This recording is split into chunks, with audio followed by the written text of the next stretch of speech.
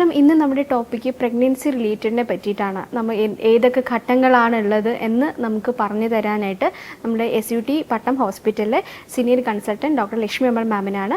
മാമിനെ നമുക്ക് വെൽക്കം ചെയ്യാം. Welcome ma'am. Madam, നമ്മുടെ സെക്കൻഡ് ട്രൈമസ്റ്റർ, പ്രഗ്നൻസിയുടെ സെക്കൻഡ് ട്രൈമസ്റ്ററിൽ എന്തൊക്കെ കാര്യങ്ങൾ ശ്രദ്ധിക്കണം? പ്രത്യേകിച്ച് എന്തെങ്കിലും ശ്രദ്ധിക്കേണ്ടതായിട്ടുണ്ടോ? നമ്മൾ സെക്കൻഡ് ട്രൈമസ്റ്ററിലും വളരെ വലിയ വലിയ കാര്യങ്ങളൊന്നും ഇപ്പോൾ തേർഡ് ട്രൈമസ്റ്ററിൽ നടക്കുന്ന പോലത്തെ അങ്ങനത്തെ സംഭവ വികാസങ്ങൾ ഉണ്ടാവുന്നില്ല. പക്ഷേ എന്നാൽ പോലും ഈ സമയത്തും പല പല കാര്യങ്ങളും അകത്ത് ഗർഭിണികളുടെ വളരുന്ന കുഞ്ഞിന് സംഭവിക്കുന്നുണ്ട്. അപ്പം നമ്മളൊരു ചെക്കപ്പിന് വരുന്ന ഒരു സമയം നോക്കുകയാണെങ്കിൽ ആദ്യത്തെ 3 മാസത്തിൽ ഒരിക്കൽ മതി ചെക്കപ്പ്. അതുപോലെ തന്നെയാണ് ഈ രണ്ടാമത്തെ ട്രൈമസ്റ്ററിലും മാസത്തിൽ ഒരു പ്രാവശ്യം മതി ചെക്കപ്പിന് വരുന്നത്. ആ ചെക്കപ്പിന് വരുന്ന സമയത്ത് നമ്മളവരുടെ വെയിറ്റ് കൂടുന്നുണ്ടോ എന്നുള്ളത് നോക്കും. ആദ്യത്തെ 3 മാസം ഞാൻ പറഞ്ഞില്ലേ, അവർക്ക് ഛർദിലുമൊക്കെ ആയതുകൊണ്ട് വലുതായിട്ട് വെയിറ്റ് കൂടണം എന്നില്ല.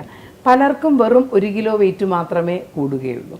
പക്ഷേ ഈ രണ്ടാമത്തെ സമയമാകുമ്പോഴത്തേക്കും ഒരു മാസത്തിൽ 1.5 കിലോ വെച്ചൊക്കെ അവർക്ക് കൂടി തുടങ്ങും. 1 കിലോ 1.5 കിലോ വെച്ച് കൂടും. അപ്പോൾ നമുക്ക് വെയിറ്റ് കൂടുന്നുണ്ടോ എന്നുള്ളത് ശ്രദ്ധിക്കണം. അതുപോലെ തന്നെ ഇപ്പം നമ്മളുടെ കേരളത്തിലെ സാഹചര്യം വെച്ചാണെങ്കിൽ ഗർഭിണികൾ ഒരുപാട് തീറ്റിച്ച് ഗർഭകാലത്ത് വെയിറ്റ് കൂട്ടുന്നതായിട്ടാണ് നമ്മൾ കാണുന്നത്. ഇപ്പോൾ പല സ്ത്രീകളെടുത്തും നമ്മൾ വണ്ണം കൂടുതലിനെ പറ്റി പറയുമ്പോൾ അവർ പറയും, പ്രസവത്തിന് മുമ്പ് ഞാൻ നല്ല മെലിഞ്ഞിട്ടായിരുന്നു, പ്രസവ സമയത്താണ് എനിക്ക് വണ്ണം വെച്ചത്.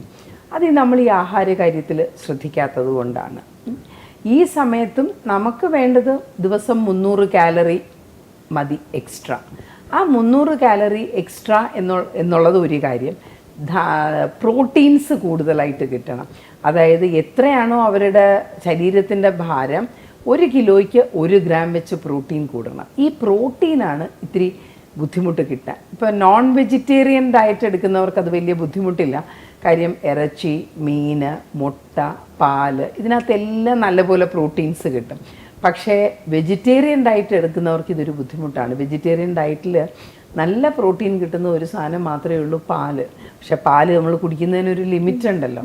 മുട്ടയിലാണെങ്കിൽ നമുക്ക് ഒരു ആവറേജ് സൈസ് മുട്ടയാണെങ്കിൽ 6 ഗ്രാം വരെ പ്രോട്ടീൻ കിട്ടും. അപ്പോൾ വെജിറ്റേറിയൻസ് ആണെങ്കിൽ അവർ ശ്രദ്ധിക്കേണ്ടത് അവർ പയറുവർഗ്ഗങ്ങൾ കൂടുതൽ കഴിക്കണം. പാല്, തൈര്, പിന്നെ പാലിൻ്റെ പ്രോഡക്റ്റ്സ് ഉണ്ടല്ലോ, ചീസ്, പനീർ, ഇതൊക്കെ കൂടുതൽ കഴിക്കാം. പിന്നെ നമ്മുടെ എല്ലാ വിധത്തിലുള്ള പയറും കഴിക്കാം.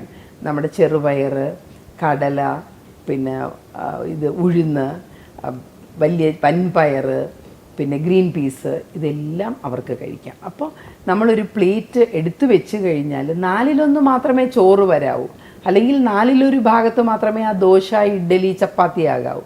4/1 ഭാഗം നല്ലപോലെ തന്നെ പയറുവർഗ്ഗങ്ങൾ. എത്ര ചോറെടുത്തോ അത്രയും അളവ് വെജിറ്റേറിയൻസ് ആണെങ്കിൽ പയറുവർഗ്ഗങ്ങൾ അങ്ങനത്തത് കഴിക്കണം. നോൺ വെജിറ്റേറിയൻസ് ആണെങ്കിൽ ഒരു 3-4 കഷ്ണം മീൻ കഴിക്കണം. മുട്ട മുഴുവൻ മുട്ട, അതായത് മുട്ട മൊത്തം വെള്ളക്കരുവും മഞ്ഞക്കരുവും കൂടെ കഴിച്ചു കഴിഞ്ഞാൽ ഫാറ്റും കൂടും. അതുകൊണ്ട് വെള്ളക്കരു മാത്രം എടുത്ത് തോരൻ പോലെയൊക്കെ അവർക്ക് കഴിക്കാം. അതുപോലെ തന്നെ ഈ പച്ചക്കറി, ഇപ്പോൾ തോരൻ ഉണ്ടാക്കി വെച്ചാൽ നമ്മളത് പ്രോട്ടീനായിട്ട് എടുക്കത്തുള്ളൂ. പയറ് തോരനാണെങ്കിൽ പച്ചക്കറി, ചീര, മുരിങ്ങയില, ഇങ്ങനത്തെ ഒക്കെ, കൂമ്പ്, പിണ്ടി, ഇതൊക്കെ വെച്ച് കറികൾ ഉണ്ടാക്കി കഴിഞ്ഞാൽ, അല്ലെങ്കിൽ അവിയൽ, ഇതൊക്കെ വെച്ച് കറികൾ ഉണ്ടാക്കിയാൽ മല നന്നായിട്ട് പോവും. ഈ മലബന്ധം വരില്ല ആ സമയത്ത്. പിന്നെ അതുപോലെ തന്നെ ഫ്രൂട്ട്സും കഴിക്കണം. 4/1 ഭാഗം ഫ്രൂട്ട്സ് ആയിരിക്കണം. ഇപ്പോൾ ചോറിൻ്റെ കൂട്ടത്തെ ഫ്രൂട്ട്സ് കഴിക്കണം എന്നില്ല, ഫ്രൂട്ട്സ് അല്ലാതെ കഴിക്കുന്നതാണ് നല്ലത്. അപ്പോൾ എല്ലാ ദിവസവും 1 കപ്പ് ഫ്രൂട്ടെങ്കിലും അവർ കഴിച്ചിരിക്കണം. എല്ലാ ദിവസവും നമ്മുടെ സാലഡ്സ്, നമ്മുടെ ഫ്രഷ് സാലഡ്സ് ഉണ്ടല്ലോ, അതായത് തക്കാളി, ഉള്ളി, മറ്റേ സാലഡ്, വെള്ളരിക്ക, ക്യാരറ്റ്, ബീട്രൂട്ട് നമ്മൾ ഗ്രേറ്റ് ചെയ്തിട്ട് ഒന്നാവി കൊണ്ട് അതിനകത്തും നമുക്ക് ഉള്ളിയൊക്കെ ഇട്ട് അങ്ങനെ സാലഡ്സായിട്ട് ഫ്രഷായിട്ട് കഴിക്കണം. കുക്ക്ഡ് അല്ലാത്തത്. കുക്ക് ചെയ്യുമ്പോഴത്തേക്ക് അതിനകത്തുനിന്ന് B കോംപ്ലക്സ് ഒക്കെ പോവും. അപ്പോൾ അങ്ങനത്തെ ഫുഡ് കഴിക്കണം. അതിൻ്റെ കൂട്ടത്തിൽ തന്നെ ഒരു ദിവസം 2 ലിറ്റർ വെള്ളമെങ്കിലും കുടിക്കണം. നമ്മൾ ഈ ഗർഭം അങ്ങോട്ട് പോകുന്നതിനനുസരിച്ച് വണ്ണം കൂടുതലുള്ള സ്ത്രീകളാണെങ്കിൽ അവർക്ക് വരാവുന്നൊരു വലിയ പ്രശ്നം എന്ന് പറഞ്ഞാൽ കാലിലൊക്കെ രക്തം കട്ട പിടിക്കുക എന്നുള്ളതാണ്. കാലിലൊക്കെ രക്തം കട്ട പിടിച്ചു കഴിഞ്ഞാൽ എപ്പോഴെങ്കിലും അത് ലങ്സിൽ ചെന്ന് അടഞ്ഞിട്ട്, രക്തക്കുഴലിൽ ചെന്ന് അടഞ്ഞിട്ട് മരണം വരെ സംഭവിക്കാം.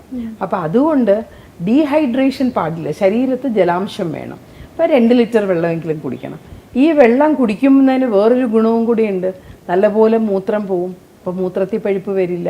ഗർഭിണികൾക്ക് പൊതുവേ മൂത്രത്തിൽ പഴുപ്പ് വരാനുള്ള സാധ്യത അവരുടെ ആ ശരീരത്തിൽ വരുന്ന വ്യത്യാസം കൊണ്ട് തന്നെ വരാം. അപ്പോൾ അതും ഇത് തടയും. പിന്നെ ഞാൻ നേരത്തെ പറഞ്ഞ മലബന്ധം, നമ്മുടെ ശരീരത്ത് വെള്ളത്തിൻ്റെ അംശം കൂടുതലുണ്ടെങ്കിൽ മലം നല്ല പിന്നെ കട്ടിയല്ലാതെ പോവും. അതും ഒരു സ്ത്രീകൾക്കൊരു സുഖം തരുന്ന കാര്യമാണ്.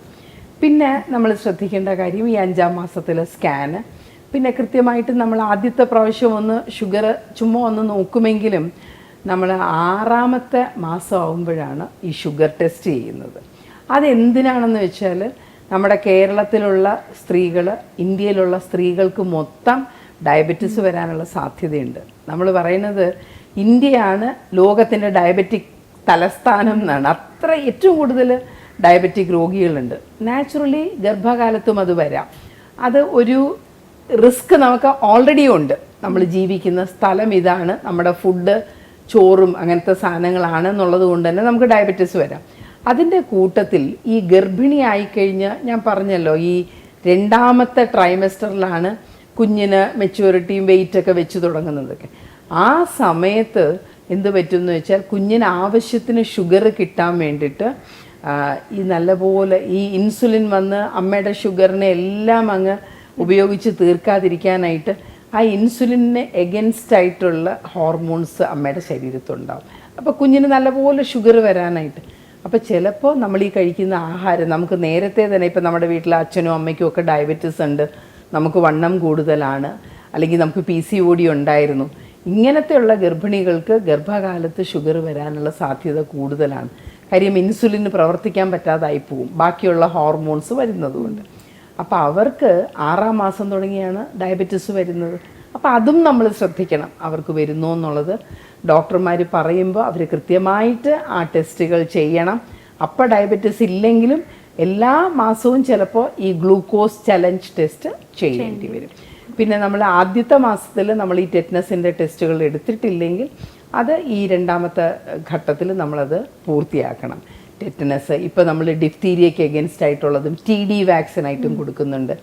Tdap-ൻ്റെ ഒരു സിംഗിൾ ഡോസ് വേണമെങ്കിലും വൂപ്പിംഗ് കോഫ് വരാതിരിക്കാൻ, പെർട്യൂസസ് വരാതിരിക്കാൻ ഗർഭത്തിലേ നമ്മൾ അമ്മയ്ക്ക് കൊടുക്കുവാണ്. അപ്പോൾ കുഞ്ഞുങ്ങൾക്ക് വരാതിരിക്കാൻ വേണ്ടിയിട്ട്.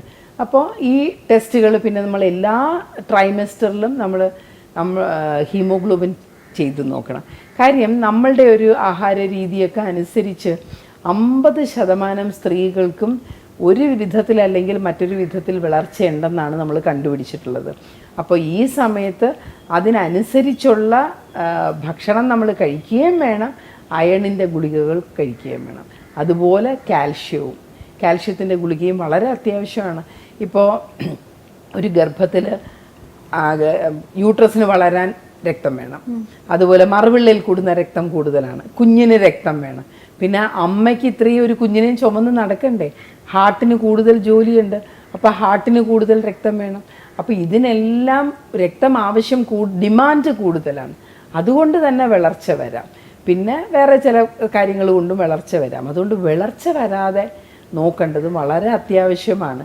അപ്പോൾ നമ്മൾ ഈ വാരി വലിച്ച് ചോറും ഒക്കെ കഴിക്കുന്നതിന് പകരം ഇരുമ്പ് സത്തുള്ള ഭക്ഷണവും കൂടെ നമ്മൾ ഉൾപ്പെടുത്തണം. ആ ഇരുമ്പ് സത്തുള്ള ഭക്ഷണം എന്ന് പറയുമ്പോൾ അതിനകത്ത് ചീര, മുരിങ്ങ, വെജിറ്റേറിയൻ ആണെങ്കിൽ ചീര, മുരിങ്ങ, അതുപോലെ ബീട്രൂട്ട്, ക്യാരറ്റ്, അങ്ങനത്തെ കാര്യങ്ങളൊക്കെ. പിന്നെ നമ്മൾ കട്ട് ചെയ്ത് വെച്ചാൽ ചോക്കുന്ന എല്ലാത്തിനകത്തും ഇരുമ്പ് സത്തുണ്ടെന്നാണ്. പിന്നെ നോൺ വെജിറ്റേറിയൻസിന് അത് വലിയ വിഷയമല്ല. അവർക്ക് ഈ കാര്യം, മീൻ, ഇറച്ചി എല്ലാത്തിനകത്തും കൂടെ അവർക്ക് ഇരുമ്പ് സത്ത് കിട്ടും. ഇതൊക്കെ ആണെങ്കിലും ദിവസം ഓരോ ഇരുമ്പിൻ്റെ ഗുളിക, അയൺ ഗുളിക കഴിക്കണം. അതുപോലെ കുഞ്ഞിന്, നമുക്കും കാൽഷ്യത്തിൻ്റെ ആവശ്യം കൂടുതലാണ്. കുഞ്ഞിൻ്റെ എല്ലും പല്ലും ഒക്കെ ഉണ്ടാവാൻ കാൽഷ്യം വേണ്ടേ. അപ്പോൾ അമ്മ കാൽഷ്യത്തിൻ്റെ ടാബ്ലറ്റും കഴിക്കേണ്ടതാണ്. മാം, ഒരു ഡൗട്ട്. ഇപ്പോൾ നമ്മൾ പറഞ്ഞു സ്കാൻ ചെയ്യുമ്പോൾ നമുക്ക് ചിലപ്പോൾ ട്വിൻസ് ആണെന്നൊക്കെ പറയുമല്ലോ നമ്മൾ. അപ്പോൾ അങ്ങനെയാണെങ്കിൽ ഈ ഫുഡ് ഇൻടേക്ക് അതിൽ എന്തെങ്കിലും ഡിഫറൻസ് ഉണ്ടോ, അതോ നമുക്ക് വേറെ മെഡിസിൻസ് എടുക്കാം, അങ്ങനെ എന്തെങ്കിലും? അല്ലല്ല, നമ്മളിപ്പോൾ 2 കുഞ്ഞുങ്ങൾ വരുമ്പോഴത്തേക്കും കാലറി നമുക്കൊരു കുറച്ചും കൂടെ ആവശ്യം വരും. അതുപോലെ പ്രോട്ടീൻ ഇൻടേക്കും കാൽഷ്യം ഇൻടേക്കും നമ്മൾ കുറച്ചും കൂടെ ഒന്ന് ശ്രദ്ധിക്കും. അത്രയേ ഉള്ളൂ.